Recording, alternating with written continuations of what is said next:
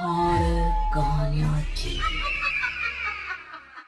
गूंज। रात के ठीक 1 बजे तेज बारिश और कड़कड़ाती बिजली में अपने घर की बालकनी में खड़ी सुमन खोई खोई कुछ सोच रही थी। अंदर आ जाओ ना। उसके घर के अंदर से आवाज आती है।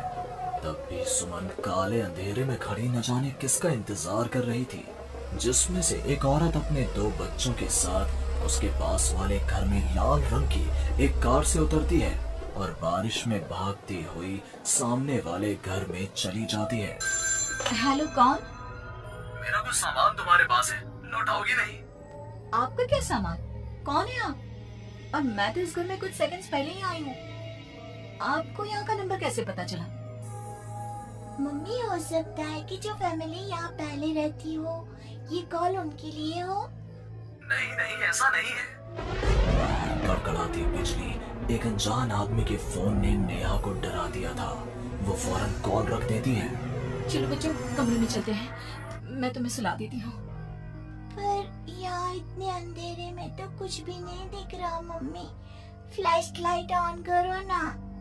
नेहा फ्लैश ऑन करती है, जहाँ उसे ऊपर जाने की सीढ़ियाँ दिखती हैं और चारों तरफ सफेद कपड़ों से ढके हुए फर्नीचर। तभी नेहा की 3 साल की बेटी उससे कहती है, मम्मा घोस्ट। नो माय लव, ये तो व्हाइट क्लोथ्स हैं। चलो ऊपर, मम्मा आपको स्टोरी सुनाएगी। सुनिए ना, चलो चलो चलो। नेहा स्ट्रॉबेरी को गोद में उठाती है और रोहन के साथ सीढ़ियां चढ़ना शुरू करती है। एक एक कदम उसे ऐसा एहसास हो रहा था मानो वो सीढ़ियों पर नहीं दलदल में कदम रख रही हो। ये मेरे पैर सीढ़ियों में धंस क्यों रहे हैं? बहुत देर चलने के बाद सीढ़ियां खत्म होती हैं। ऐसा लग रहा है मानो मैं जन्मों से बस चल ही रही हूँ। जैसे तैसे थकी हारी नेहा ऊपर कमरे में पहुंचती है। जैसे ही फ्लैश बेड पर पड़ता है, वो देखती है कि उसके दोनों बच्चे पहले से ही बिस्तर पर सो रहे हैं।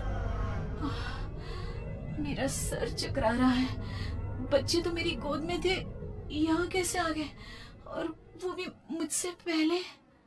नेहा कुछ समझ नहीं पाती और बेसुध होकर जमीन पर गिर पड़ती है। अगली सुबह उसकी आंखें सूरज की किरणें चेहरे पड़ने से खुलती हैं। नेहा बालकनी में जाती है, जहां उसे सुमन अपने बालकनी में खड़ी दिखती है। ऐसा लग रहा था मानो सुमन रात भर से वहीं खड़ी थी। सुमन नेहा को मुस्कुराकर देखती है। हेलो, मैं यहाँ कल ही शिफ्ट हुई हूँ। मेरे हस्बैंड का यहाँ ट्रांसफर हुआ है। आसपास कहीं घर ही नहीं मिला, तब 40 किलोमीटर दूर यहाँ ये घर मिला। आप यहाँ पर कब से हैं? पता नहीं, सालों हो गए, यहाँ कोई आया ही नहीं। पर अब तुम आई हो तो राहत सी लगी। आओ ना घर पर। हाँ हाँ, क्यों नहीं, मुझे भी कंपनी मिल जाएगी। वैसे कल रात में यहाँ कुछ अजीब महसूस किया मैंने। मैं आकर बताती हूँ। नेहा सुमन से मिलने उसके घर जाती है और पिछली रात हुए इंसिडेंट के बारे में उसको बताती है। ये तो कुछ भी नहीं है नेहा। ऐसे तो कई इंसिडेंट्स मेरी एक फ्रेंड के साथ भी हुए हैं और रोज होते ही हैं। सुमन अपनी कार में बैठी अपने नए ठिकाने की ओर बढ़ रही थी। जंगल के बीच से गुजरती वो खुद से कहती है, ये सिविल इंजीनियर्स की लाइफ ना बड़ी मुश्किल है। कहाँ जंगल झाड़ी में रहना पड़ेगा। कार एक घर के पास रुकती है। लीजिए मैडम, हम आ गए। आपको कुछ जरूरत हो तो मुझे कॉल कीजिएगा, मैं ये बगल वाले घर में ही हूँ। सुमन घर के अंदर जाती है। डाइनिंग टेबल पर पहले ही खाना रखा हुआ था, पानी का ग्लास भी, टीवी ऑन ही था। ऐसा लग रहा था मानो अभी अभी यहाँ कोई था या है। चलो, कंपनी अच्छी है, सब अरेंजमेंट्स मेरे आने के पहले ही कर रखे हैं। सुमन खाने की टेबल पर बैठती है, जहाँ 5 लोगों का खाना परोसा हुआ था। ये 5 प्लेट किसके लिए सर्व कर दिया? हाथ है। सुमन अपनी प्लेट से खाना शुरू करती है और उसी वक्त बाकी 4 प्लेटों से भी खाना गायब होने लगता है। प्रमिल, कहाँ हो तुम प्रमिल? सुमन भागती हुई अपने ड्राइवर के घर पर जाती है। सुमन क्या देखती है कि प्रमिल जमीन पर गिरा हुआ है। फर्श पर हर तरफ खून ही खून। प्रमिल के मुंह से भी खून आ रहा था। वो कराहता हुआ कहता है, मैम यहाँ रूहें रहती हैं, ये आपको भी नहीं छोड़ेंगी। ये कहते कहते ही प्रमिल दम तोड़ देता है और सुबह के 11 बजे अचानक ही अंधेरा छा जाता है। चारों तरफ से अजीबोगरीब आवाजें आने लग जाती हैं। मम्मी आई, अरे कोई खाना देगा क्या मुझे? अरे जी सुनिए ना, प्लीज प्लीज मुझे मत मारो। पापा बचाओ, ये लोग कौन है? सुमन अपने दोनों हाथों से अपने कान को बंद कर लेती है और जोर जोर से चीखती है। अचानक एक सन्नाटा चारों ओर फैल जाता है। सुमन प्रमिल के घर से बाहर निकलती है।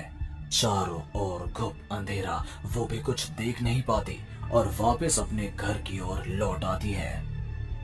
इससे अच्छी तो मौत होती, ये मैं कहाँ फंस गई। मम्मा गोदी। अरे सुमन, क्या मरने वरने की बात करती रहती हो? जाओ मेरे लिए चाय बनाओ। ये कौन बोल रहा है? तभी अचानक से घर की लाइट्स ऑन हो जाती है। सुमन देखती है कि वो किचन में है। उसके ठीक बगल में एक औरत, जिसके बाल उसके चेहरे की ओर थे, गैस के फ्लेम में अपने दोनों हाथों को पका रही थी। तुम कौन हो तुम, और यहाँ क्या कर रही हो? इनको बहुत पसंद है मेरे हाथों का खाना, तो मैं भी चखवा दूं क्या? कर्कश आवाज में ये कहती हुई वो औरत झट से सुमन के हाथों को आग में डाल देती है। सुमन चीखती रहती है पर वो औरत उसके हाथों को नहीं छोड़ती। तुम्हारे पेट में एक बच्चा है ना, सुन लिया मैंने।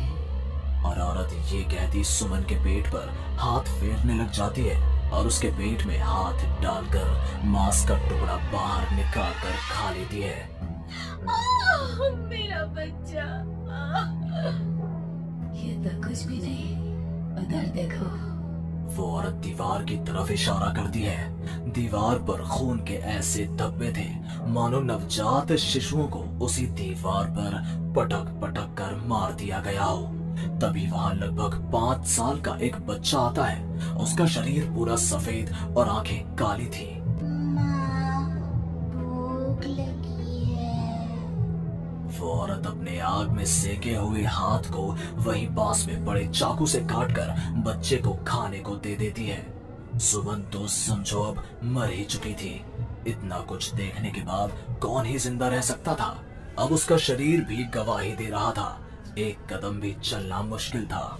वो दीवार को पकड़ पकड़ कर बाहर हॉल में आती है, जहां डाइनिंग टेबल पर 5 लोगों को बैठा देखती है। बिना सर का एक आदमी टेबल पर अपने बीवी और 3 बच्चों के साथ बैठा था। सभी सुमन की ओर देखते हैं। मम्मी, तुम मेरी मम्मी बनोगी। यहाँ हमारी जैसे बहुत से लोग रहते हैं, बहुत सारे। फिर उस लड़के का क्या हुआ? वो अब जिंदा है? हाँ, उन लोगों को एक जिंदा इंसान भी चाहिए था जिसे वो रूहें रोज मारे, रोज। पता नहीं कितनी ही रूहें हैं, आज भी 1-2 तो दिख ही जाती हैं। वो लड़की तो बस निकलने का राह ढूंढ रही है, पर वो निकलेगी कैसे? क्या कोई तरीका है? हाँ, किसी और को उन रूहों के हवाले कर देना यही एकमात्र रास्ता है। तो उसने किसे उन आत्माओं के हवाले किया? किया नहीं, आप करेगी। तुम्हें ये वही घर है और वो लड़की मैं हूँ। अलविदा नेहा।